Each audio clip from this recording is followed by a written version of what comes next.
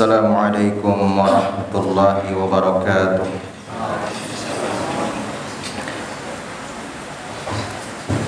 Alhamdulillahi rabbil alamin. Wabihi nasta'in ala umuri dunya waddin. Wassalatu wassalamu ala rasulillahi wa ala alihi wa ashabihi wa man tabi'ahum bi ihsanin ila yaumiddin. Amma ba'du, fa inna asdaqal hadithi kitabullah wa ahsanal hadi hadi Muhammadin sallallahu alaihi wasallam wa syarrul umuri muhdatsatuha fa inna kulla muhdatsatin bid'ah wa kulla bid'atin dhalalah kulla dhalalatin finnar. Ayyuhal mu'minun, hamba-hamba Allah yang beriman, hadirin yang berhadir di Masjid Al-Azhar Kampung Kalawi, Komplek Kejaksaan Negeri Kota Padang.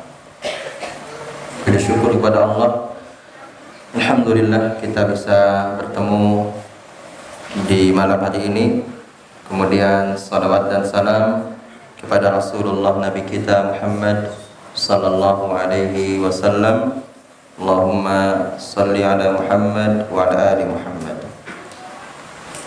Pada malam hari ini kita lanjutkan kajian kita dari buku Kasyfus Syubhat yang ditulis oleh Syekh Muhammad bin Abdul Wahhab At-Tamimi rahimahullah, yang wafat pada tahun 1206 Hijriah.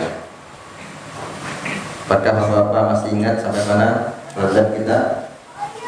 Halaman 47. Kalau di sini halaman 45. 47 tentang Rasul yang pertama sampai yang terakhir. Bisa dilihat, Pak? Memastikan. Sudah lewat ini? Lewat? 49? Sudah lewat itu? Sudah lewat? Pinjam.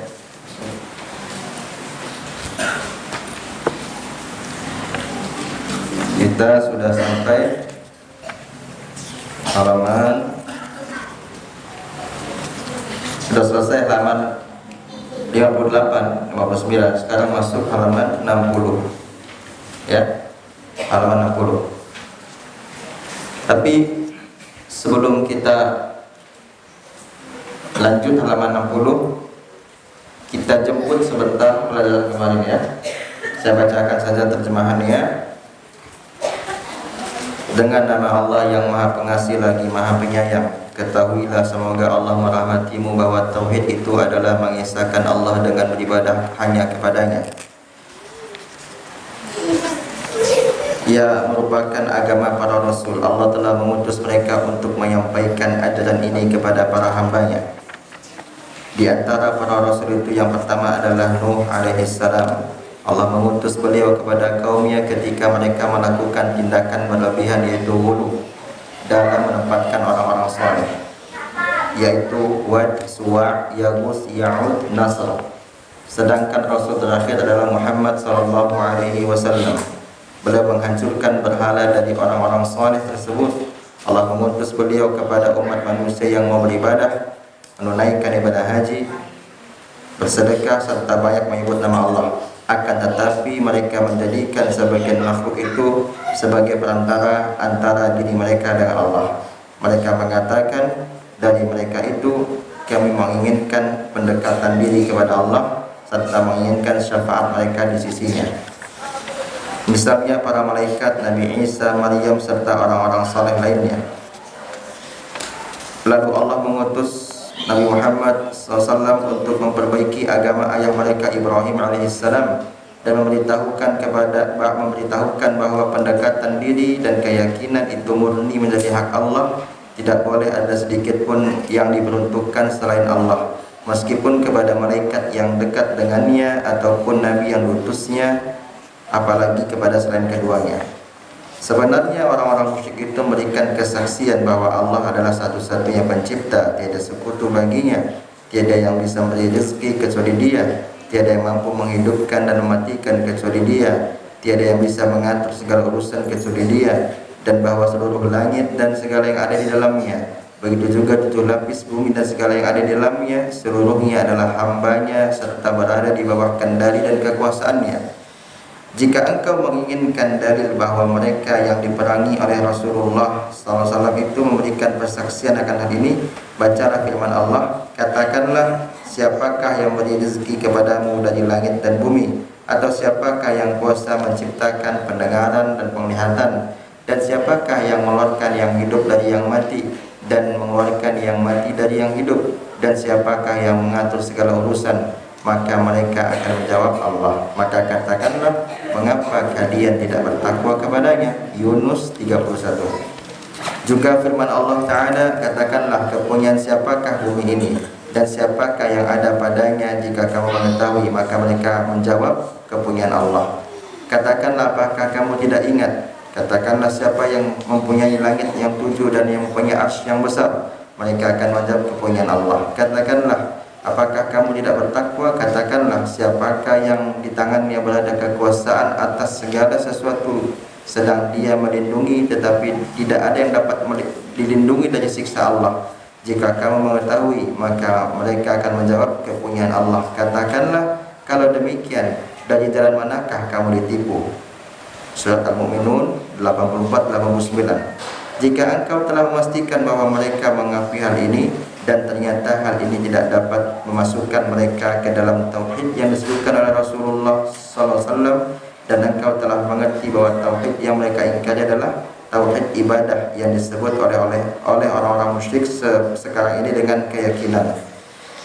Sebagaimana mereka juga berdoa kepada Allah pada siang dan malam. Kemudian di antara mereka ada yang berdoa kepada malaikat demi kebaikan diri mereka dan juga demi kedekatan mereka kepada Allah, agar malaikat itu memberikan syafaat kepadanya, atau berdoa kepada orang saleh seperti Latta atau seorang nabi seperti Isa alaihissalam. Engkau telah mengetahui bahwa Rasulullah SAW telah memerangi mereka dikarenakan kesyirikan ini, serta menyeru mereka agar memurnikan ibadahnya untuk Allah. Hal ini sebagaimana firman Allah yang artinya, janganlah kamu menyembah seorang pun di samping menyembah Allah. Juga firman Allah Ta'ala yang artinya, hanya bagi Allah lah yang berhak mengabulkan doa yang benar. Berhala-berhala yang mereka sembah Allah tidak dapat memperkenankan sesuatu pun bagi mereka. Ar-Ra'd ayat 14. Engkau juga telah merealisasikan bahwa Rasulullah SAW memerangi mereka agar doa itu sepenuhnya hanya diperuntukkan bagi Allah. Penyembelihan sepenuhnya hanya untuk Allah. Nazar seluruhnya hanya kepada Allah. Istighosah minta tolong hanya kepada Allah, serta seluruh bentuk ibadah hanya kepada Allah. Engkau pun mengetahui bahwa pengakuan mereka terhadap tauhid rububiyah itu tidaklah bisa memasukkan mereka ke dalam Islam. Engkau juga mengetahui bahwa tujuan mereka mendekatkan diri pada malaikat, nabi dan wali demi menginginkan syafaat mereka dan mendekatkan diri kepada Allah, itulah sesungguhnya yang menyebabkan darah dan harta mereka menjadi halal.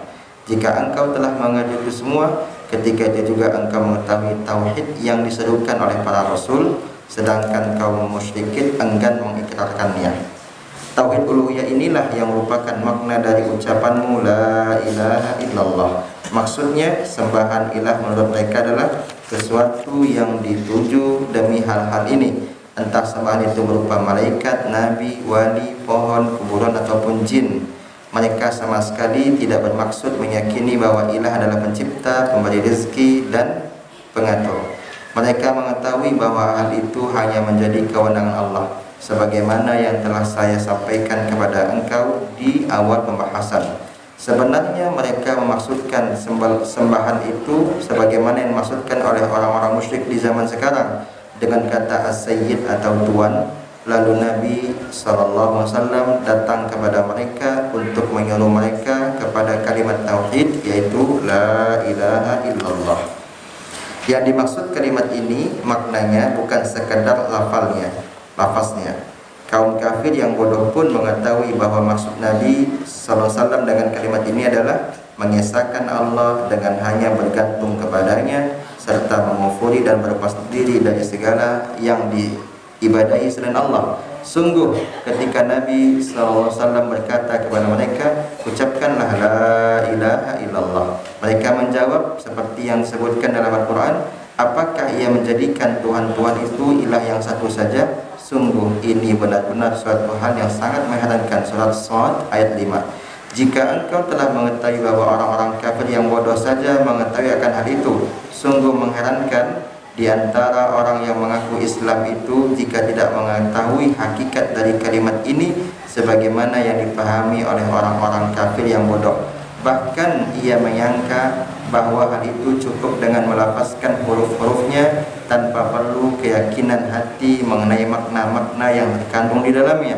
Sedangkan orang-orang kafir yang pintar menganggap bahwa maknanya adalah tiada pencipta, pemberi rezeki dan pengatur segala urusan dari Allah. Oleh karena itu, tiada kebaikan pada diri seseorang, di mana orang-orang kafir yang bodoh lebih mengerti dibanding dirinya mengenai makna la ilaha illallah.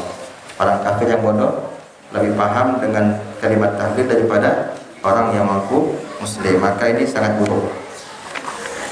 Kemudian terakhir, jika engkau telah mengetahui apa yang telah kami sebutkan kepadamu dengan hati, dan engkau pun telah mengetahui makna syirik kepada Allah disebutkan oleh Allah dalam firman-Nya, sungguh Allah tidak akan mengampuni dosa syirik, dan Dia mengampuni segala dosa selain syirik itu bagi siapa yang dikehendakinya. Dan engkau juga mengetahui agama Allah yang dengannya Allah mengutus para rasul sejak rasul pertama hingga rasul terakhir, di mana Allah tidak akan pernah menerima agama selainnya.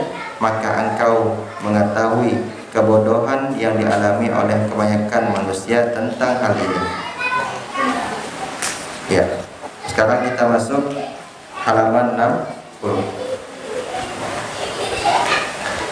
Kita masuk sekarang halaman 60. Jadi pembahasan kita yang terakhir adalah bahwa orang-orang kafir, orang-orang musyrik, mereka meyakini kalimat tahlil itu, sedangkan orang muslim yang mengaku muslim zaman sekarang banyak yang tidak memahami. Setelah itu penulis rahimahullah mendatangkan dalil bahwa Allah tidak akan mengampuni dosa kecuali dosa syirik, kecuali dosa Allah tidak akan mengampuni dosa orang yang melakukan kesyirikan kalau dia tidak bertaubat. Maksudnya Allah hanya mengampuni dosa selain daripada itu bagi yang Allah kehendaki. Kemudian penulis juga mengatakan yang terakhir bahwa kebanyakan manusia tidak paham tentang makna la ilaha illallah. Sekarang kita lanjut. Afadaka faidataini, al-ula al-farahu bi fadlillahi wa rahmatihi kama qala ta'ala. Dengan hal yang sudah berlalu tadi, engkau mendapatkan dua faidah. Maksudnya apa? Kalau kita mengerti dengan tauhid, kita dapat dua faidah, itu maksudnya. Kalau kita tidak mengerti dengan tauhid, maka dua faidah ini tidak akan kita dapatkan. Siapa yang mengerti dengan la ilaha illallah, dia akan mendapatkan dua manfaat yang sangat besar. Itu maksudnya. Yang pertama, al-ula al-farahu bi fadlillahi wa rahmatihi. Yang pertama, dia mendapatkan kebahagiaan dikarenakan karunia dan rahmat Allah. Maka orang yang paling bahagia adalah orang yang bertauhid. Bahagia itu kan tidak dinilai dengan uang, tapi dengan ketenangan jiwa. Orang yang bertauhid jiwanya akan tenang. Walaupun pendapatannya 30.000 sehari, dia tenang. Karena dia mengerti dengan la ilaha illallah. Dan dia sudah berusaha, tetapi seperti itu dia tetap tenang. Orang yang bertauhid akan tenang meskipun fitnah ada di kanan kiri dia tenang. Dia tidak terombang-ambing karena dia bertauhid dengan benar. Disebabkan Allah masukkan rasa bahagia ke dalam hati dia. Sebagaimana firman Allah di dalam surat Yunus, kata Allah, "Qul bi fadlillahi wa bi rahmatihi fabidzalika falyafrahu huwa khairum mimma yajma'un." Katakanlah, dikarenakan karunia Allah lah dan dikarenakan rahmat Allah lah, disebabkan itu hendaklah mereka bergembira. Kegembiraan mereka itu karena rahmat Allah itu lebih baik dari apa yang dikumpulkan oleh orang-orang kafir dari dunia. Jadi kebahagiaan kita dengan tauhid, kita sebagai seorang muslim itu lebih baik daripada harta dunia yang dikumpulkan oleh orang kafir. Kalau dikasih pilihan, kita pilih mana? Pilih harta dunia tapi tidak Islam, atau biarlah muslim tapi harta dunia tidak kita miliki, atau yang ketiga, biarlah muslim tapi kaya. Yang ketiga ya. Yang ketiga kita pilih.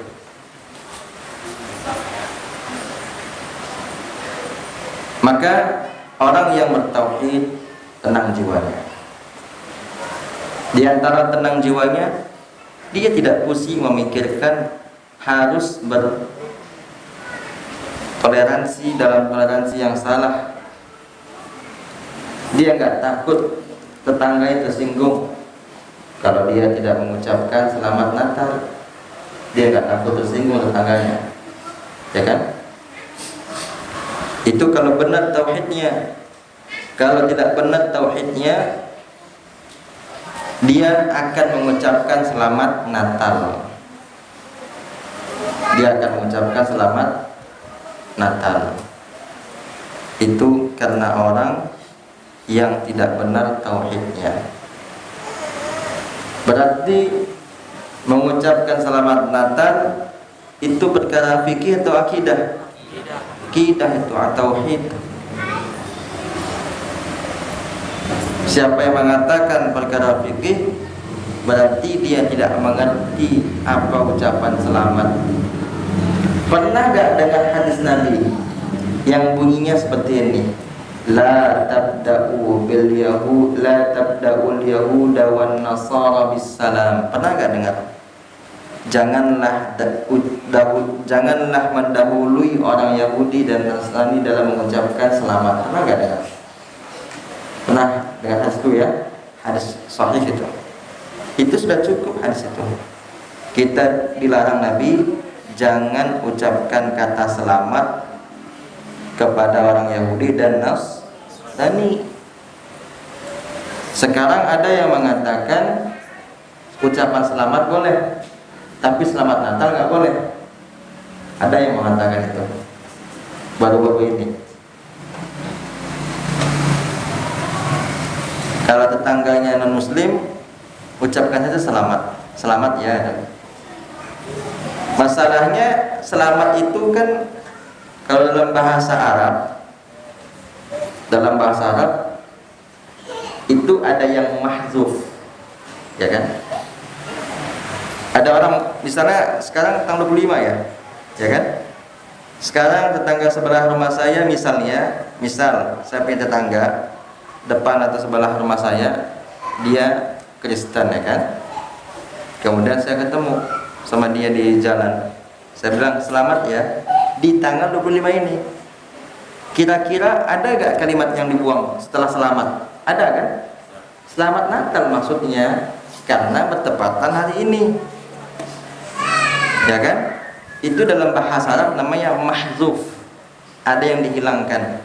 Tapi sudah dipahami yang dimaksud dengan selamat itu selamat Natal, ya kan? Sekarang teman kita, tetangga kita orang kafir, tanggal 30 Desember istrinya melahirkan. Dia bilang, istri saya melahirkan. Kata dia ya selamat ya. Kira-kira selamat apa maksudnya? Kalau ada orang bilang selamat Natal atau selamat melahirkan? Selamat sudah lahir anaknya, kan gitu. Berarti kan ada yang dihilangkan.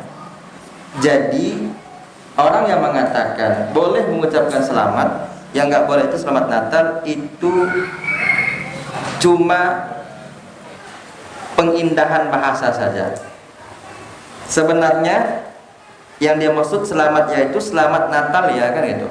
Cuma Natalnya dibuang. Karena mengucapkan itu di hari raya mereka. Di hari raya mereka mengucapkan itu. Dan ini tidak boleh. Dan dipahami bahwa yang dimaksud dengan selamat itu selamat Natal. Gak mungkin selamat yang lain. Cuma itu permainan kata gitu, dari orang-orang yang belajar filsafat. Permainan kata ya. Jadi kalau ada orang mengucapkan selamat ya di hari Natal, tentu nggak mungkin maksudnya selamat ya punya mobil baru, kan nggak mungkin itu maksudnya. Tapi selamat ya hari Natal, karena di hari Natal dia ucapkan. Jadi orang yang mengatakan boleh mengucapkan selamat itu cuma permainan kata, ya. Dan diantara ciri-ciri orang ahli kalam, ahlul kalam, orang-orang yang menyimpang, dia suka yatalabbas 'alan nas. Dia suka memberikan kerancuan pemahaman kepada manusia. Orang jadi ragu. Dia kasih talbis. Dia kasih apa? Talbis iblis namanya. Tipuan-tipuan, hiasan-hiasan dengan kata-katanya sehingga terasa indah. Kalau dia nggak setuju dengan selamat Natal, katakan tidak boleh. Ya, jangan bilang ini khilaf, kebanyakan ulama membolehkan, hanya sebagian kecil yang mengharamkan. Berarti dia tidak paham dengan kaidah-kaidah agama. Walaupun dia sudah doktor. Makanya nanti akan kita lihat nanti dalam ini Asy-Syaikh menuliskan bahwa ada orang yang pintar bicaranya tapi dia menyimpang. Beliau langsung yang mengatakan nanti. Kita lihat kalau terkejar. Para hadirin yang dimuliakan Allah Subhanahu wa taala, wa afadaka aidan al-khauf al-'azim. Kalau engkau bertauhid, selain engkau bahagia, engkau akan memiliki rasa takut yang begitu besar. Jadi orang yang bertauhid itu, yang pertama dia bahagia, tenang jiwanya. Yang kedua dia sangat takut kepada Allah. Maka kalau ada orang bermaksiat sendirian, maka tauhidnya belum benar itu. Ya. Ketika sendirian dia bermaksiat, walaupun sudah khatam salasatul usul, al-qawaidul arba', kitabut tauhid sudah khatam dia baca, al-wasithiyah sudah khatam dia baca, akan tetapi dia masih bermaksiat ketika sendirian, ya kan? Dan terbiasa itu dia lakukan, berarti tauhidnya belum benar. Karena kalau sudah benar tauhidnya, rasa takutnya semakin besar kepada Allah. Karena tauhid itu kan, kita kan tahu tauhid itu bukan hanya di lisan kan? Nah itu dia. Kita jangan hanya pandai menilai orang musyrik. Orang musyrik memang benar tauhidnya hanya sampai di lisan. Nah, kita jangan hanya mengatakan tauhid, tapi ketika sendirian bermaksiat kepada Allah, berarti tauhidnya belum benar. Orang yang ketika sendirian bermaksiat, karena kata orang Arab, man kana minallahi akhwaf kana bihi, man kana billahi a'raf kana minhu akhwaf. Orang yang sangat takut kepada Allah, berarti mereka yang paling kenal dengan Allah. Siapa yang mengenal Allah akan sangat takut dia kepada Allah. Berarti kalau ada orang yang tidak takut bermaksiat, ya, tandanya dia belum kenal dengan Allah. Kalau dia masih belum takut bermaksiat, pertanda dia belum kenal dengan Allah. Makanya kenapa ulama itu sangat takut kepada Allah? Ulama versi Quran, ya, bukan ulama versi kita. Ulama versi Al-Quran, innama yakhshallaha min ibadihil ulama. Dalam surat Fatir 28, sesungguhnya yang takut kepada Allah hanyalah para ulama. Kenapa? Karena mereka yang paling kenal dengan Allah, yang paling mengenal Allah. Dan tidak mungkin kita takut kepada Allah, kenal dengan Allah, kecuali dengan belajar. Nggak mungkin, mohon maaf, orang yang bodoh, yang tidak belajar, dia takut pada itu, nggak mungkin. Nggak mungkin. Tapi orang belajar, walaupun dia bukan ustadz, dia akan takut pada Allah jika benar cara belajarnya. Ya, yang kita maksud bodoh itu tidak mesti dia itu orang awam. Bahkan yang punya ilmu pun bisa jadi dia dikatakan bodoh ketika dia tidak takut dengan Allah dalam bermaksiat. Kemudian, jadi kalau kita ingin mengatakan Amboko orang bertauhid, itu sah-sah saja kan?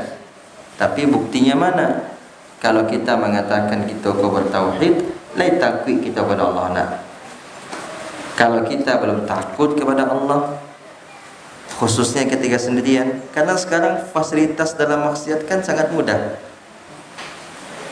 Dulu bermaksiat, ya, di kabin-kabin internet.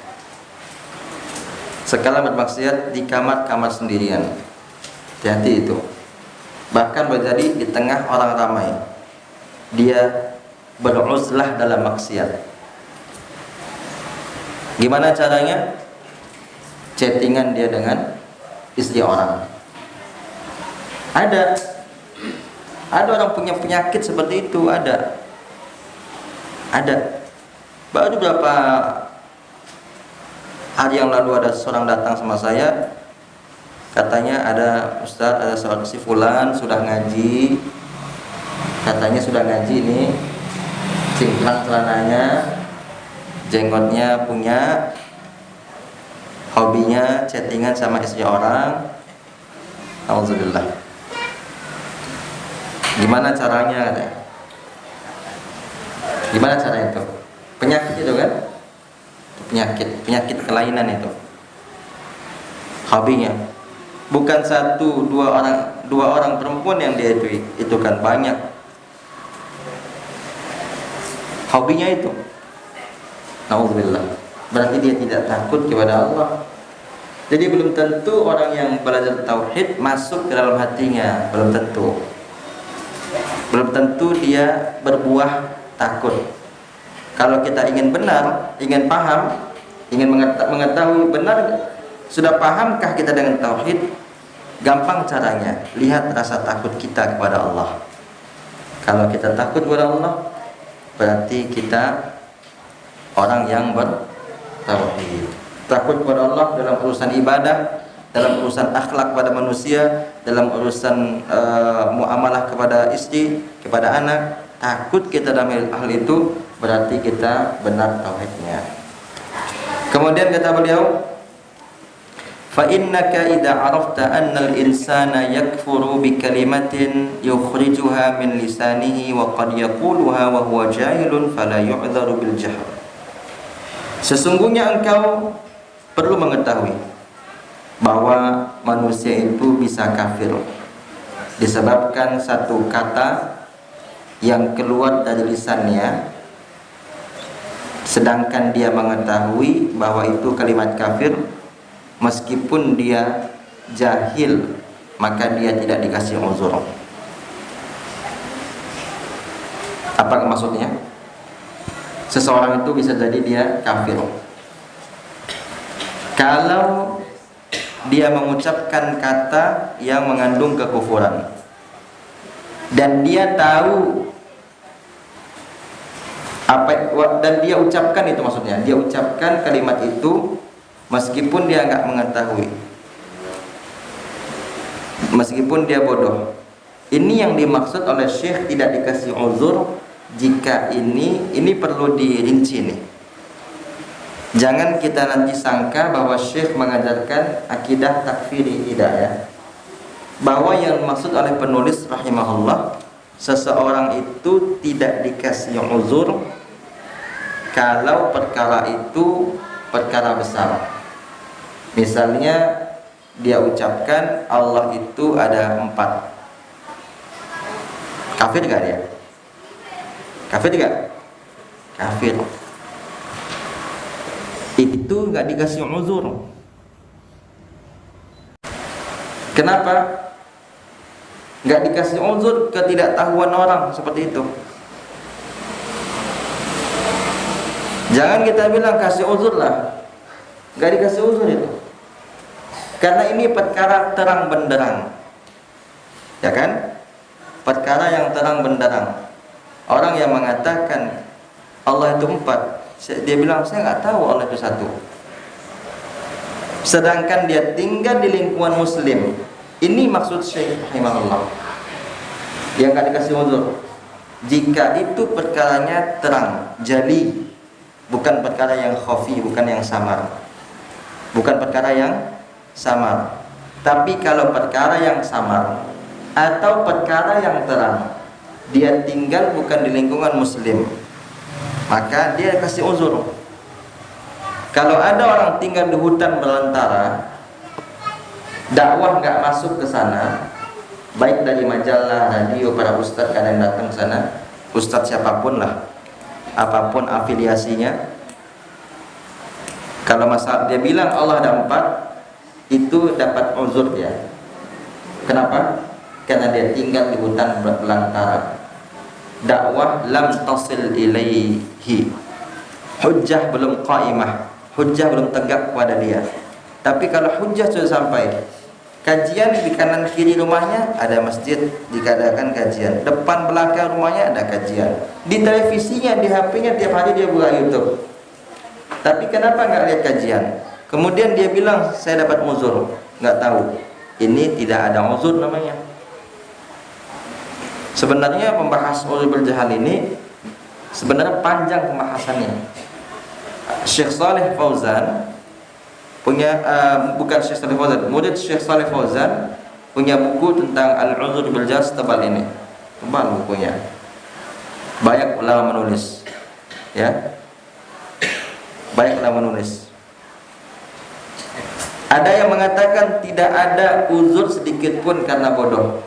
Ada ulama Saudi mengatakan itu, khususnya ulama-ulama Najd.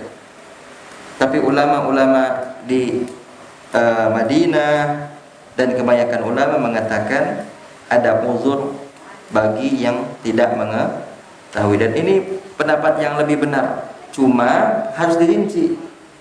Jangan kita lepas seperti itu saja. Jangan kita ada uzur. Mungkin nggak orang tinggal di kampung Galawi, masjid banyak di sini, kemudian dia bilang Allah itu 4, boleh kita kasih uzur juga dia? Nggak bisa kan? Tinggal di kampung Galawi, ya, kecuali dia tinggal mungkin di pedalaman Mentawai, yang belum pernah ada ustadz sampai ke sana, saking dalamnya kampung itu. Dia katakan Allah ada 2 atau 3 tempat. Ini kufur ini. Cuma karena dia tidak tahu, dapat uzur, walaupun itu perkara besar. Walaupun perkara besar. Di antara orang yang dikasih uzur selain karena ketidaktahuan, karena keceplosan. Kalau ada orang keceplosan, dia mengerti dia tinggal di kampung Klawi misalnya, saking bahagianya dia tunggu-tunggu orang yang datang misalnya, ya, misalnya datang Syekh Abdul Rahman As-Sudais ke sini misalnya, ke Masjid Al-Azhar kampung Klawi.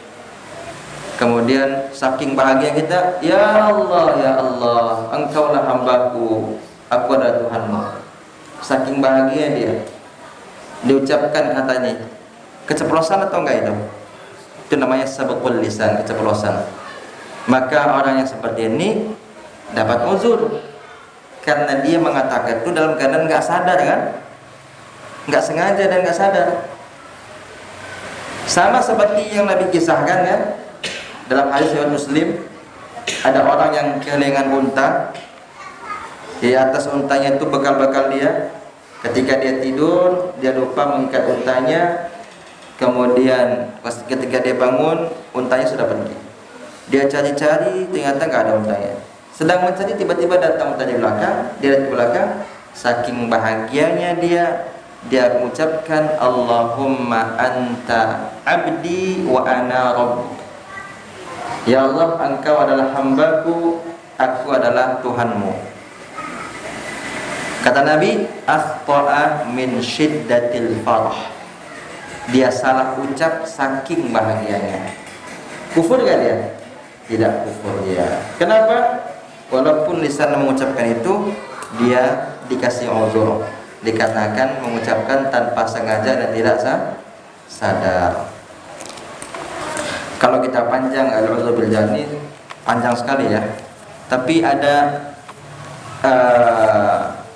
di internet ya, seseorang yang menyibukkan diri membahas itu. Sebenarnya pembahasan al-uzur bil jahl, kalau kata para ulama kita, itu bukan konsumsi publik. Bukan konsumsi publik, itu konsumsi orang yang sudah ngerti bahasa Arab, paham buku-buku akidah. Karena ini masalah kehormatan agama seseorang. Pembahasan al-uzur bil jahl, pembahasan memberikan maaf atau uzur atau pemakluman kepada yang bodoh, yang tidak mengetahui, ini masalahnya agak besar. Cuma ada sebuah situs suka membahas itu, inisialnya TF. Jangan ikuti situs itu, ya, nanti jadi takfiri nanti. Jangan ikuti situs itu. Walaupun dia seorang ustaz, jangan diikuti, karena nanti menggiring kita kepada suka mengkafirkan orang, serampangan sembarangan. Sekali lagi kita katakan, pembahasan al-uzur bil jahl ini pembahasan berat. Antara Syekh Abdul Muhsin Al-Abbad saja dengan Syekh Shalih Fauzan berbeda pendapat itu. Masih hidup dua-duanya. Syekh Abdul Muhsin mengatakan tidak ada uzur. Syekh Shalih Fauzan mengatakan ada uzur. Yang sebenarnya kalau kita lihat, mereka itu satu sebenarnya, cuma secara garis besar mereka berbeda, tapi perinciannya sama. Sama. Kemudian para hadirin yang dimuliakan Allah, kita lihat berikutnya. Ya, tauhid itu berat kan? Berat tauhid itu. Harus sabar kita. Belajar tauhid harus sabar, supaya kita enggak mudah terombang-ambing di tengah fitnah yang banyak. Faqad yaquluha wa huwa yadhunnu annaha tuqarribuhu ila Allah kama kana yadhunnu al-musyrikuuna khususan in alhamaka Allah ta'ala ma qassa an qaumi Musa ma'a salahihim wa ilmihim annahum atawhu qailin ij'al lana ilahan kama lahum alihah.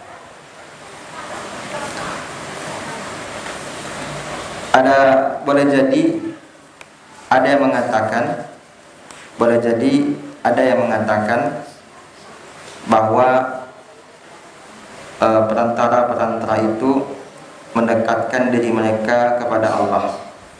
Maksudnya Tuhan yang banyak itu, sembahan-sembahan yang banyak itu mendekatkan diri mereka kepada Allah. Itu kan lanjutannya itu kan, ketemu Agak panjang yang memang langkawan. Halaman berapa di sana? 85. Boleh jadi ada yang mengatakan bahwa sembahan-sembahan yang lebih dari satu itu boleh, karena dia menyangka bahwa sembahan yang banyak itu mendekatkan dirinya kepada Allah, sebagaimana sangkaan orang-orang musyrik khususnya. Allah telah mengilhamkan kepada engkau, mengisahkan kepada engkau tentang kaum Nabi Musa. Meskipun mereka itu banyak orang baik dan tingginya ilmu mereka, tetapi kaum Nabi Musa datang kepada Musa mengatakan, ij'al lana ilahan kama lahum alihah. Wahai Musa, jadikan benda itu sebagai Tuhan, sebagaimana mereka menjadikan Tuhan-Tuhan untuk mereka. Jadi kaum Nabi Musa itu kan Bani Israel, ya kan? Mereka itu kan pintar.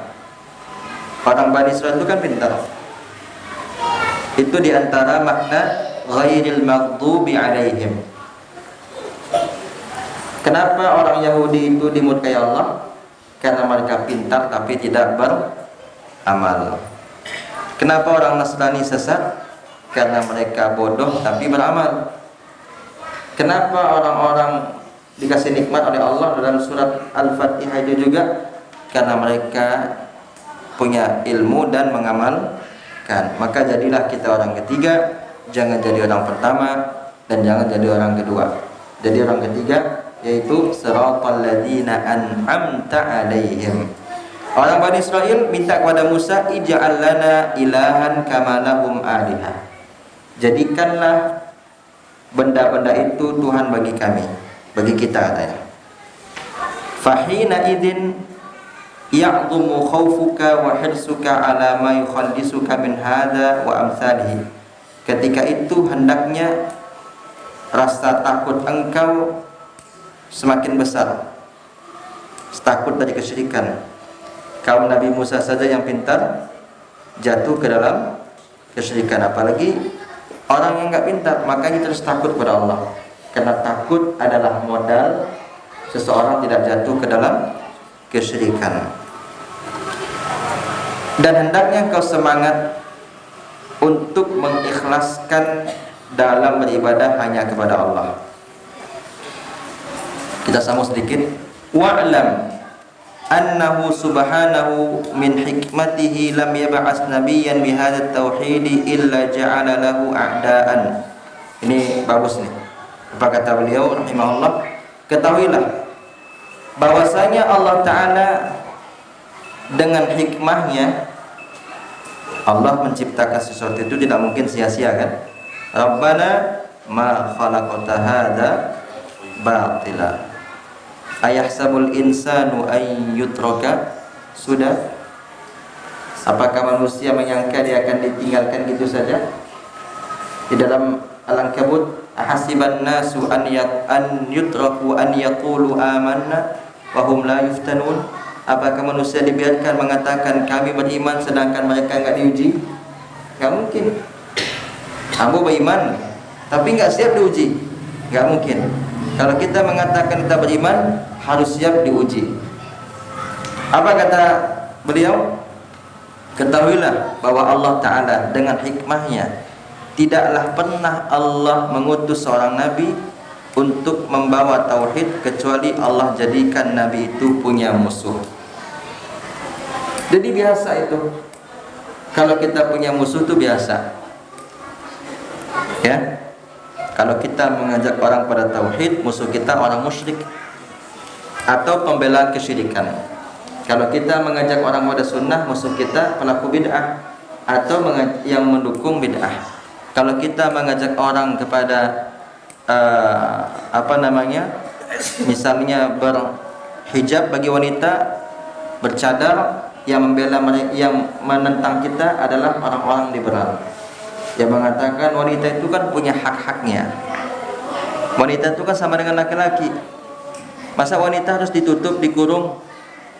Itu musuh-musuh kita. Dan itu biasa. Apa kata Allah Ta'ala dalam surat Al-An'am? Wa kadzalika ja'alna likulli nabiyyin aduwwan syayatinil insi wal jinni yuhi ba'dhum ila ba'din zukhrufal qawli ghurura. Al-An'am 112, ingat itu. Apa kata Allah? Demikianlah kami jadikan bagi setiap nabi itu punya musuh, dari setannya manusia maupun setan dan jin. Berarti Allah dahulukan manusia daripada jin ya. Kenapa? Karena lebih berbahaya syaitanul insi daripada syaitanul jinni. Dari sini kita dapat pelajaran bahwa syaitan dengan jin itu berbeda. Syaitan itu sifat, jin itu makhluknya. Ya, minal jinnati wan nas min syarril waswasil khannas alladzi yuwaswisu fi sudurin nas minal jinnati wan nas. Bahwa syaitan itu artinya yang dijauhi dari rahmat Allah, itu artinya syaitan. Disebutkan oleh Imam Al-Qurtubi dalam tafsirnya dari kata syatona. Syatona artinya yang jauh dari rahmat Allah. Kalau ada orang mau berhenti merokok, manusia temannya bilang, "Mengalu berhenti merokok?" Gapo wiko dah. Rokok tu baik kurui tu dah. Kalau nak merokok wiko suka makan wiko. Cak merokok dah. Tengoklah paru gini dah. Cak merokok dah. Itu syaitan itu. Bilang lah jadi syaitan nangku gini ya dah. Kalau dia marah, kenapa marah? Memang itu. Kita kan tidak menuduh dia. Orang yang yuwaswis, alladzi yuwaswisu fi sudurin nas, itu setan dia. Jadi kalau ada orang ingin berbuat kebaikan, dia halang-halangi, dia syaitanul ins. Makanya Allah dahulukan penyebutan syayatinal ins karena lebih berat setan manusia. Bentuk untuk manusia ya, sifatnya sifat syaitan. Kalau ada orang bercadar, dia larang-larang, itu syaitan ya. Ketika itu sedang ganti profesi ya. Sedang ganti profesi ketika itu. Kita nggak katakan angku syaitan selama-lamanya, itu nggak boleh. Cuma sementara ketika itu sedang jadi syaitan. Jadi siapa saja yang yuwaswis fi sudurin nas, memberikan was-was ke dalam hati manusia, minal jinnati, baik dari kalangan jin wan nas maupun dari kalangan manusia, disamakan al-khannas. Al-khannas itu adalah syaitan. Ya. Syaitan itu sifat, jin makhluk. Allah, apa kata Allah? Sebentar lagi, yuhi ba'duhum ila ba'din zukhrufal qaul ghurura. Syaitan itu mereka saling tolong menolong, memasukkan, membisik-bisikkan kepada manusia perkataan-perkataan yang indah, yang isinya tipuan. Nah itu, hati-hati. Di TV sekarang banyak itu, atas nama toleransi, bahasanya ini, bahasanya itu, ya, itu adalah syaitan itu.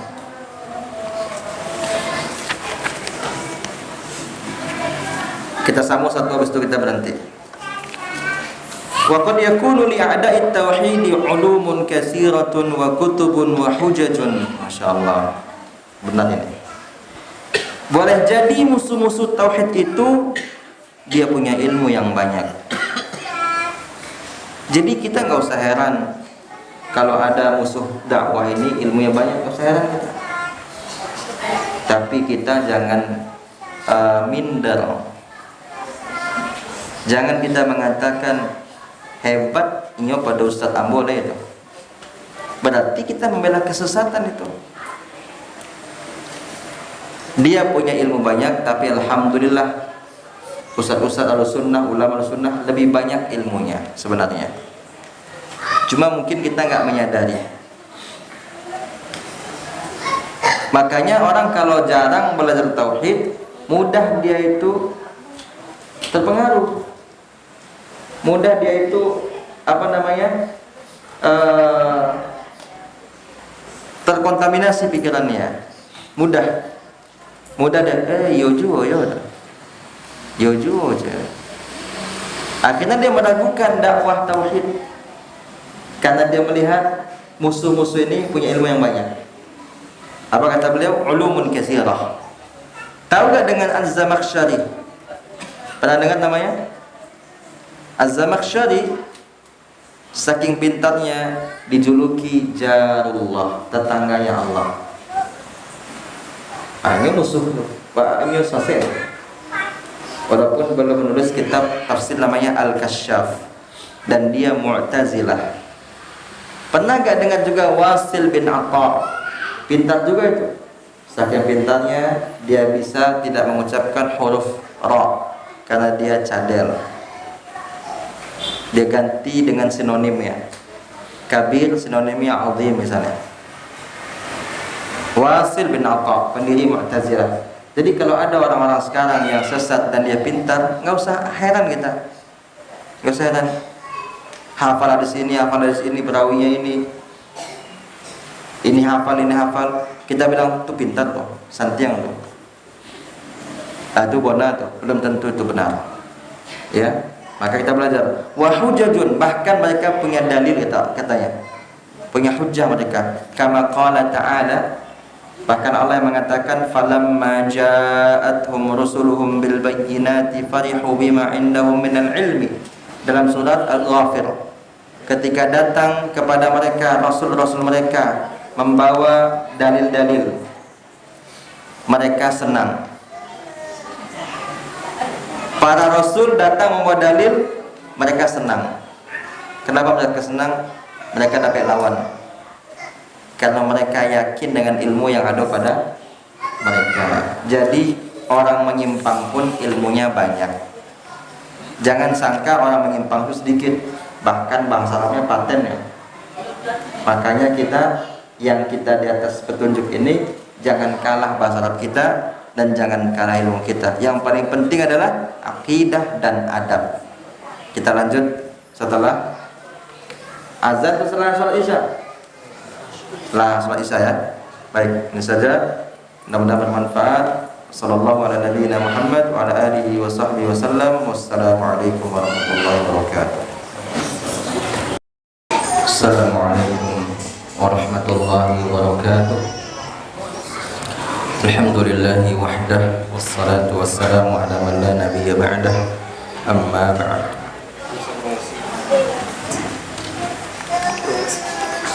Sebelum kita lanjut, kita buka dulu dua pertanyaan supaya buku ini cepat larisnya. Yang pertama,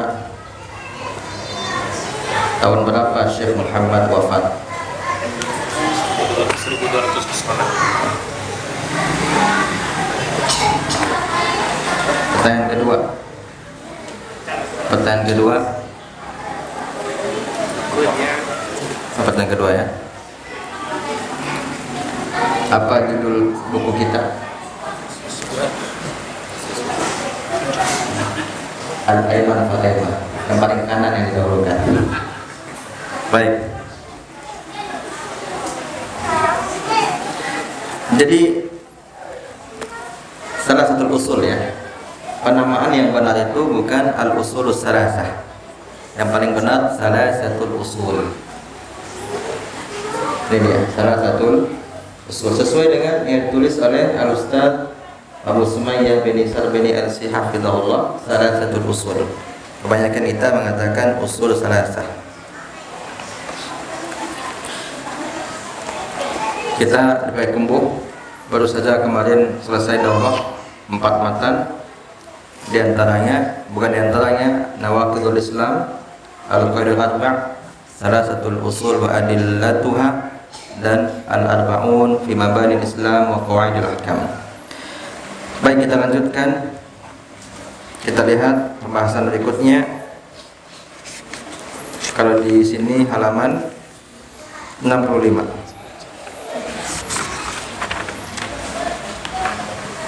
66 di sini. Baik.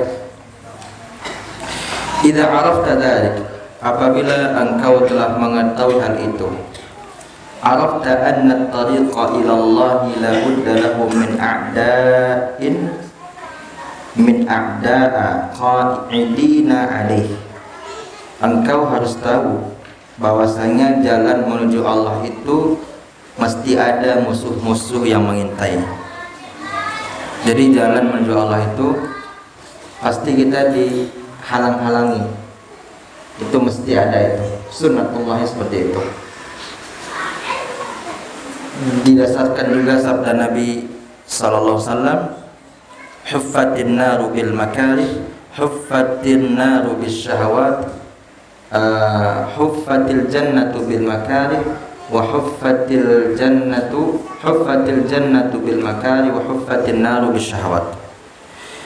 Surga itu dikelilingi sesuatu yang kita benci, sedangkan neraka dikelilingi sesuatu yang kita suka. Jadi mesti ada musuh-musuh yang menghalangi kita untuk menuju Allah, yaitu menuju keridhaan Allah. Ahli fasahatin wa ilmin wa hujajin. Mereka itu terdiri dari 3 golongan. Fasih lisannya, punya ilmu, dan ada hujjah. Ya, ada hujjah. Jadi orang yang menyimpang pun lisannya fasih, ilmunya punya, hujjahnya punya. Maka tidak usah heran. Standar itu bukan dalil Quran yang dihafal, bukan dalil hadis yang dihafal, tapi pemahaman siapa. Di ujung itu penting, karena semua orang mengatakan kembali kepada Al-Quran dan As-Sunnah. Semua mengatakan ar-ruju'u ila al-kitab wa sunnah. Semua mengatakan itu, tapi kita kunci dengan ujung ala fahmis salaf, menurut pemahaman sahabat. Maka kita nggak usah heran kalau ada fulan dalilnya Quran tapi dia menyimpang, ada si alan dalilnya hadis sahih hadisnya tapi dia menyimpang, karena cara memahaminya bukan dari pemahaman sahabat. Fal wajibu 'alaika an tata'allama min dinillahi ma yasiru laka silahan tuqatilu bihi haula'i syayatin alladziina qala imamuhum wa muqaddimuhum li rabbik. Maka wajib bagi engkau belajar agama Allah. Jadi ketika kita berhadapan dengan orang yang fasih, punya ilmu, punya hujjah, sedangkan kita bagaimana? Maka kita pelajari agama Allah sehingga kita punya senjata untuk memerangi mereka, para syaitan. Jadi musuh-musuh Allah semuanya disebut dengan syaitan. Itu Allah yang membahasakan itu kan, dalam surat Al-An'am 112 tadi. Allah yang membahasakan bahwa musuh-musuh Allah itu disebut dengan syaitan. Alladzina qala imamuhum wa muqaddimuhum li rabbik azza wa jalla, yang mana pemimpin mereka mengatakan kepada Allah. Siapa pemimpin syaitan? Iblis, ya, iblis. Apa kata pemimpin syaitan? Seperti yang Allah firmankan. Allah berfirman tentang pemimpin syaitan, la aqudanna lahum siratakal mustaqim, sungguh akan aku halang-halangi mereka dari jalan engkau yang lurus. Itu janji siapa? Janji iblis. Summa la'atiyannahum min baini aydihim wa min khalfihim wa an aymanihim wa an syama'ilihim wa la tajidu aktsarahum syakirin. Kemudian akan aku datangi mereka, aku goda mereka dari depan mereka, dari belakang mereka, dari sebelah kanan mereka, dari sebelah kiri mereka, sehingga tidak akan engkau dapati ya Allah mereka yang pandai bersyukur. Jadi itu sudah janji iblis dalam surat Al-A'raf, pasti akan menggoda manusia dari arah depan, belakang, kanan, kiri, atas, bawah. Maka apa doanya yang kita baca pagi hari dan sore hari? Allahumma inni as'aluka al-afiyata fid dunya wal akhirah wa as'aluka al-afwa wal afiyata fi dini wa dunyaya wa ahli wa mali. Allahumma astur awrati wa amin rawati. Allahumma ihfazni min bayni yadayya wa min khalfi wa an yamini wa an shimali wa min fawqi wa a'udzu bika an ubtala min tahti. Itu kita baca pagi dan sore. Siapa yang baca tadi pagi dan sore, nah itu kita jawab dalam hati. Jangan sampai lupa. Ya, anak-anak kita suruh hafal itu, kita nggak hafal. Jangan sampai lupa. Anak-anak kita di TK, di SD sudah hafal zikir pagi dan petang. Sedangkan kita sampai sekarang belum hafal. Saya ulang kembali yang pernah saya katakan mungkin di sini. Berapa hari lagi Ramadan? 99 hari lagi ya? 98 hari. Buat target 2 saja. Harusnya 4. Diskon aja 2 lagi 0%. Harusnya 4 targetnya. Hafal salah satu usul, hafal Arba'in Nawawi. Harusnya gitu. Ini kita diskon 2. Tinggal 2. Sebelum Ramadan buat target 98 hari lagi, hafal juz 30. Yang kedua, hafal zikir pagi sore. 2 itu aja. Ya. Kalau sudah hafal zikir pagi sore, tinggal 1 lagi, juz 30. Supaya kita nanti mengikuti imam enak kan? Karena kita hafal. Kalau nggak hafal, Al-Bayyinah saja terasa lama. Kalau nggak hafal Al-Bayyinah, itu terasa lama. Tapi kalau hafal Al-Baqarah, 3 halaman dibaca terasa sebentar. Kenapa terasa lama? Karena nggak hafal. Kenapa terasa sebentar? Karena dia hafal. Maka bisa itu bapak-bapak semua. Sebelum Ramadan 98 hari lagi sudah khatam juz 30. Hafal ya. Ya, ada teman-teman kita di Bekumbuh itu bikin program sesama beliau-beliau, setiap hari 1 surat. Ada setiap hari 1 surat. Kalau nggak salah sudah sampai surat Al-Humazah dari An-Nas. Itu harus kita tiru, kebaikan itu kita tiru. Cari teman-teman yang soleh di Kota Padang ini, kemudian yang paling bagus tajwidnya di antara mereka, start sama mereka, supaya sebelum Ramadan selesai juz 30, supaya termotivasi. Baik, kita lanjut. Walakin idza aqbalta 'ala Allah wa asghaita ila hujjatihi wa bayanatihi fala takhaf wa la tahzan. Tetapi kalau engkau sudah menyerahkan diri engkau kepada Allah, kemudian terdengar oleh engkau hujjah-hujjah mereka, keterangan-keterangan mereka, maka jangan takut dan jangan sedih. Kenapa? Inna kaidash syaitani kana dha'ifa. Sesungguhnya Allah katakan dengan kata sesungguhnya, tipu daya syaitan sangat lemah. Berarti tipu daya musuh kita itu lemah tipu daya musuh kita. Cuma bagi kita itu seperti berat. Tipu daya musuh kita itu seperti sarang laba-laba, lemah dia, tidak berat.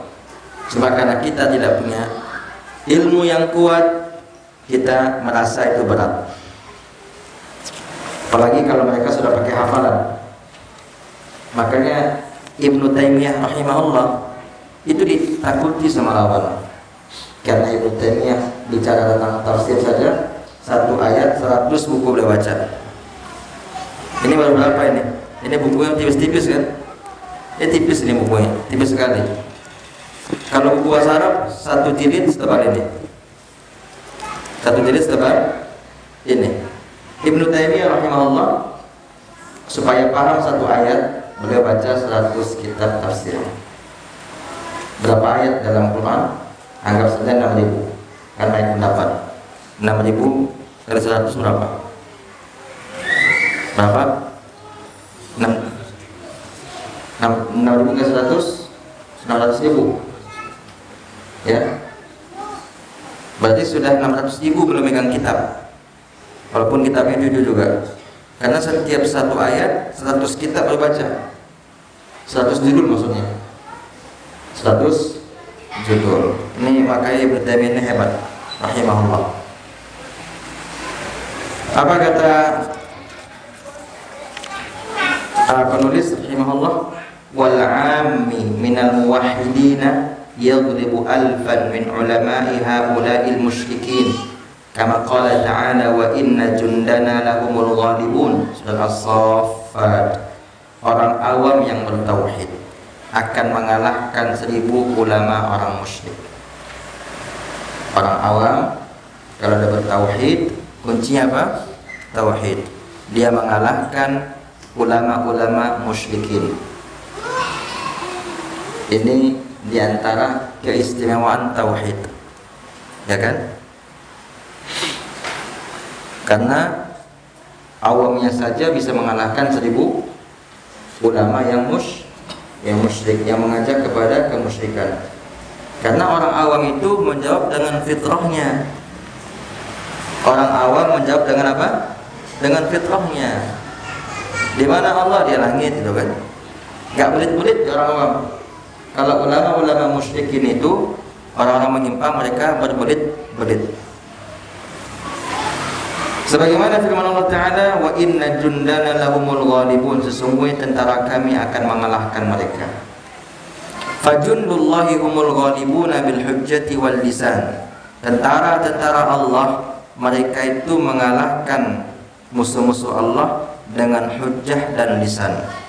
Kama annahumul ghalibuna bis sayfi was sinan, sebagaimana juga mereka mampu mengalahkan musuh-musuh Allah dengan pedang dan dengan jihad. Wa innamal khawfu 'alal muwahhid alladhi yasluku at-tariqa wa laysa ma'ahu silah. Yang mengkhawatirkan bagi orang yang bertauhid adalah apabila mereka menempuh jalan untuk mengalahkan musuh sedangkan mereka tidak punya senjata. Itu dia. Ini khawatir. Kita anggap kita ini bertauhid, tapi kita nggak punya senjata. Senjatanya itu apa? Senjata itu adalah hujjah yang kuat. Hujjah yang kuat. Walaupun kita hafal surat Al-Ikhlas, ini kan bisa membantah orang-orang yang membolehkan selamat Natal. Coba para kiai yang membolehkan selamat Natal itu suruh mereka membaca lagi tafsir surat Al-Ikhlas atau surat Maryam. Takadus samawatu yatafattarna minhu wa tanshaqqul ardu wa takhirul jibalu hadda an da'u lirrahmani walada. Hampir saja langit itu pecah, bumi hancur melebur, gunung-gunung pun hampir bertabrakan, dikarenakan mereka mengatakan bahwa Allah memiliki anak. Hampir. Jadi kembali kepada pembahasan tadi, mengucapkan selamat Natal itu mengatakan selamat hari lahir anak Tuhan. Dan tidak ada orang Kristen yang mengatakan Yesus bukan anak Tuhan, tidak ada. Jadi tidak mungkin kita mengatakan, tergantung dulu katanya. Kalau mengatakan selamat Natal maksudnya selamat hari lahirnya Isa bin Maryam, itu boleh. Tapi kalau mengatakan selamat Natal itu Isa anak Allah, ini baru nggak boleh. Ada nggak dengar seperti ini? Ada ya? Baru-baru ini kan? Semalam saya ditanya sama jamaah di Pariaman, Ustaz, kenal nggak dengan dokter Fulan? Sangat kenal, kata saya. Sama nggak kaji Ustaz dengan, sama nggak Ustaz dengan dia? Dia nggak bilang kaji. Sama nggak Ustaz sama dia? Sama-sama orang baik umum. Tapi banyak bedanya. Jadi mengatakan apa? Selamat Natal kalau maksudnya selamat hari lahirnya Isa bin Maryam, ini boleh. Kalau maksudnya selamat Natal, tergantung niat katanya. Katanya tergantung niat itu. Kalau mengatakan selamat Natal, selamat hari lahirnya Isa anak Allah, ini baru nggak boleh. Nah sekarang kita tanya, orang Kristen itu merayakan Natal selamat lahirnya Yesus anak Allah atau Yesus anak Maryam? Yesus anak Allah kan? Nah itu dia. Jadi jangan sampai kita dibodoh-bodohi akal kita sendiri, ya. Ini karena belajar filsafat, makanya menyimpang. Orang kalau belajar ilmu kalam dia cepat menyimpang, walaupun dia pintar. Waqad manna Allah Ta'ala 'alaina bi kitabihi alladhi ja'alahu tibyanan likulli shay'in wa hudan wa rahmatan wa bushra lil muslimin. Surat An-Nahl. Allah Ta'ala sudah memberikan nikmat kepada kita dengan Al-Quran yang Allah jadikan penjelas bagi segala sesuatu. Jadi semua itu ada dalam Quran, itu benar. Hanya saja Quran itu bahasanya mujmal, sedangkan hadis bahasanya mufassal. Mujmal itu artinya global. Al-Quran itu bahasanya umum, tapi semuanya memang ada, itu benar. Sebagaimana kata Ustaz mufassal sama dengan rinci. Ali Ahmad Hafalnya. Hafizahullah. Sedangkan global saja baik orang nggak. Tahu Ustaz Ali Ahmad? Tahu ya? Bahkan beliau mengatakan anak semuanya itu dalam Quran. Di antaranya kalau orang tanya tentang masak, fas'alu ahla dzikri in kuntum la ta'lamun. Tentu yang dimaksud ahli dzikri sini adalah orang yang punya ilmu tentang masak. Ini maksudnya. Jadi semuanya itu ada dalam Al-Qur'anul Karim. Ada semuanya. Cuma Al-Quran itu bahasanya mujmal, sedangkan hadis sunnah bahasanya mufassal.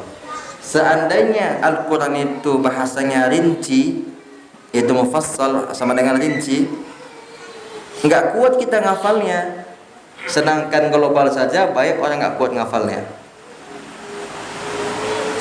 Bahkan anak-anak pesantren sudah di pesantren sekolahnya dikasih hafalan 1 juz target 1 semester, ada juga nggak kuat.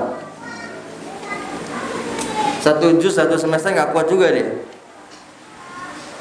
6 juz 3 tahun nggak kuat. Ada yang seperti itu. Padahal 1 juz 6 bulan itu sudah orang paling malas itu. Kalau dalam dunia pesantren ya. Kalau dalam dunia pesantren ada orang hafal 1 juz cuma 6 bulan, itu semalas-malasnya orang. Karena di pesantren tahfiz Al-Quran,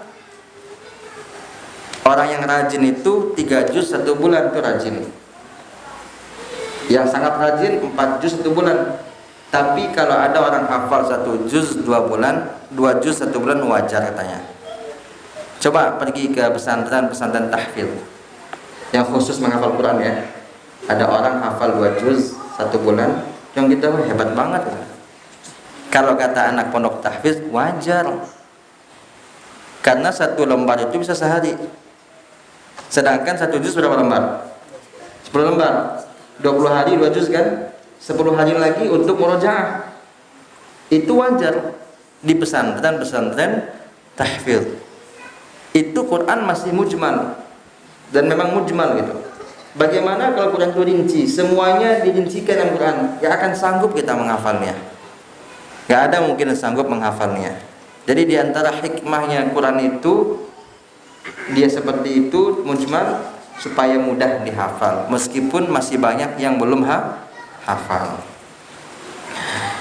Kata Allah, Al-Quran itu tibyanan likulli syai'in, penjelas segala sesuatu. Wahudan, petunjuk. Maka kalau ada orang ingin dapat petunjuk, baca Quran. Wa busyra lil muslimin, dan menceritakan kabar gembira kepada orang-orang muslim.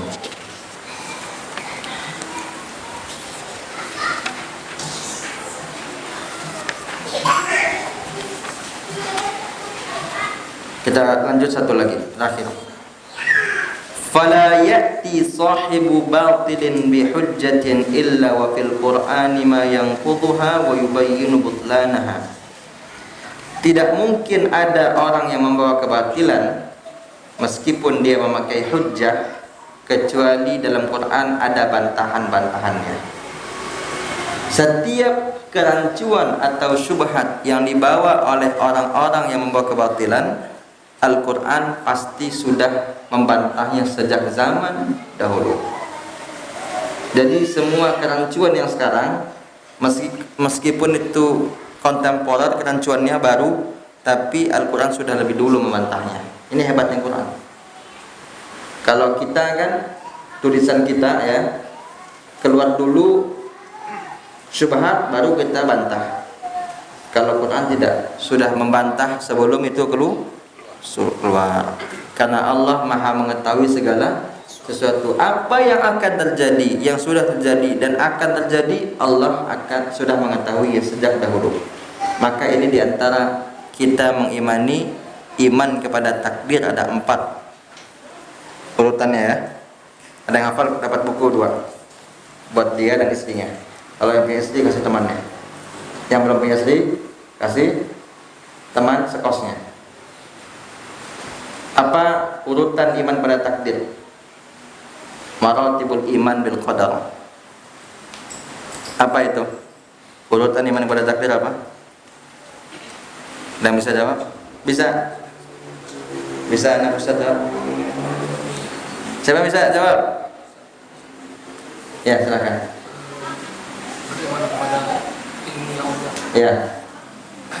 Berurutan, kalau nggak berurut nggak dapat. Ya, itu benar. Itu benar. 1 benar, 2. Kedua, Allah mentakdirkan,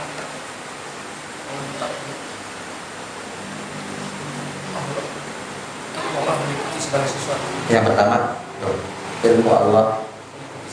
Ya benar. Yang kedua, Allah SWT, Allah.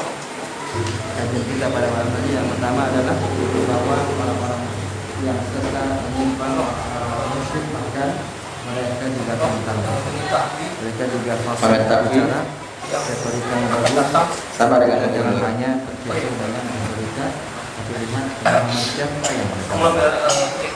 Kemudian yang kedua, setiap bantahan kesesatan maksudnya itu sudah ada sejak zaman dahulu.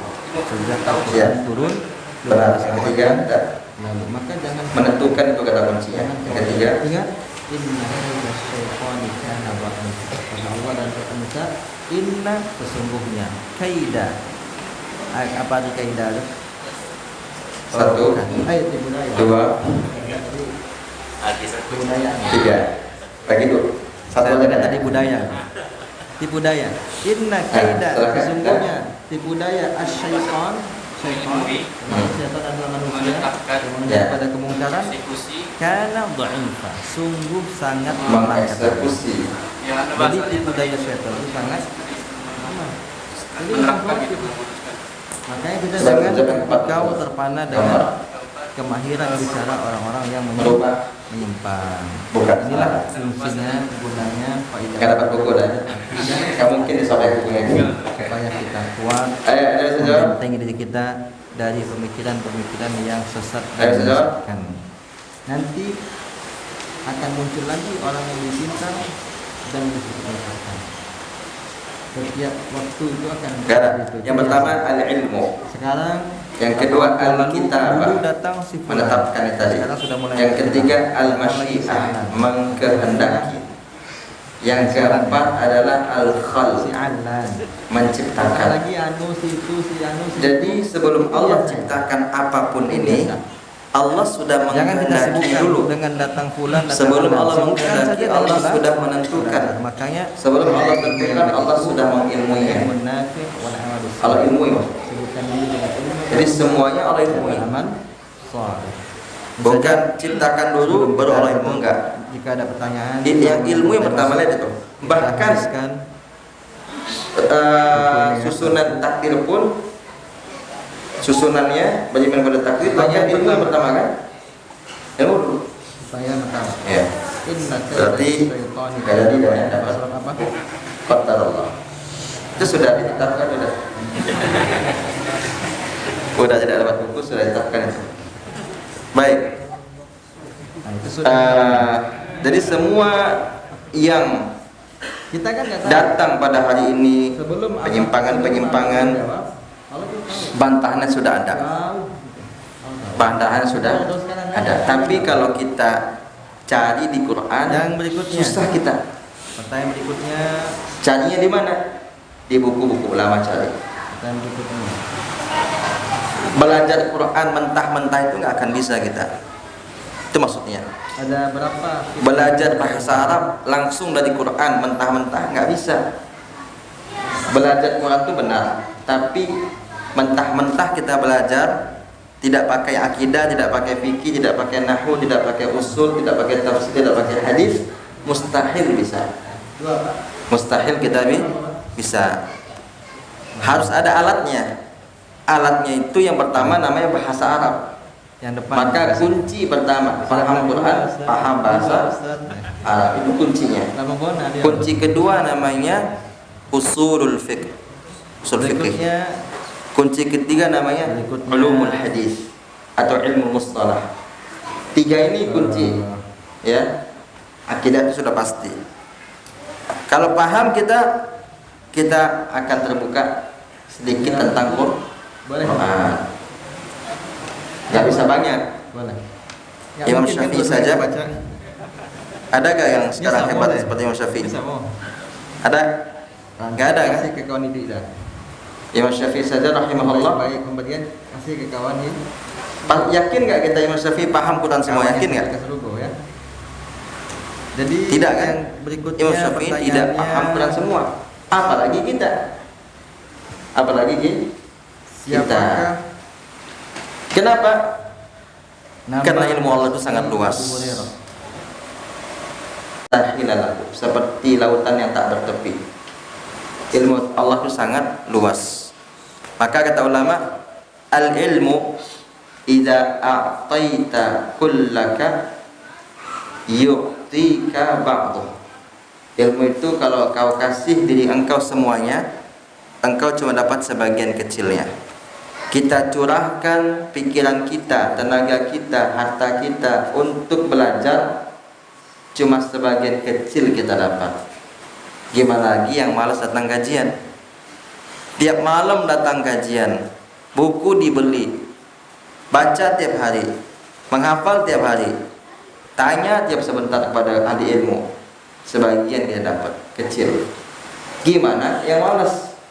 Tiba-tiba kita merasa lah paham. Ini harus kita renungkan ya. Kama qala ta'ala wa la ya'tunaka bimathalin illa ji'naka bil haqqi wa ahsana tafsira. Tidaklah mereka datang kepadamu membawa sebuah permisalan, melainkan kami sudah memberikan kepada engkau balasannya yang hak dan memberikan kepada engkau penjelasan yang baik. Ini dalilnya dalam surat Al-Furqan. Lihat itu. Dalil ini di dalam surat Al-Furqan. Hebatnya. Ayat ini berada di dalam surat Al-Furqan. Al-Furqan apa artinya? Pembeda kan? Ayat tentang bahwa dalam setiap kerancuan orang yang datang hari ini sudah ada bantahannya, itu ternyata ada dalam surat Al-Furqan. Surat pembeda. Membedakan yang hak dengan yang batil. Ini saja para hadirin yang dimuliakan Allah, kita cukupkan sampai di sini. Kesimpulan dari kajian kita pada malam hari yang pertama adalah bahwa orang-orang yang sesat, menyimpang, orang-orang musyrik, bahkan mereka juga pintar mereka juga fasih berbicara, retorikanya bagus. Jadi kita jangan hanya terkecoh dengan retorika, tapi lihat pemahaman siapa yang mereka bawa. Kemudian yang kedua, setiap bantahan, setiap kesesatan maksudnya itu sudah ada bantahannya sejak zaman dahulu. Sejak Al-Quran turun 15 abad yang lalu. Maka jangan khawatir.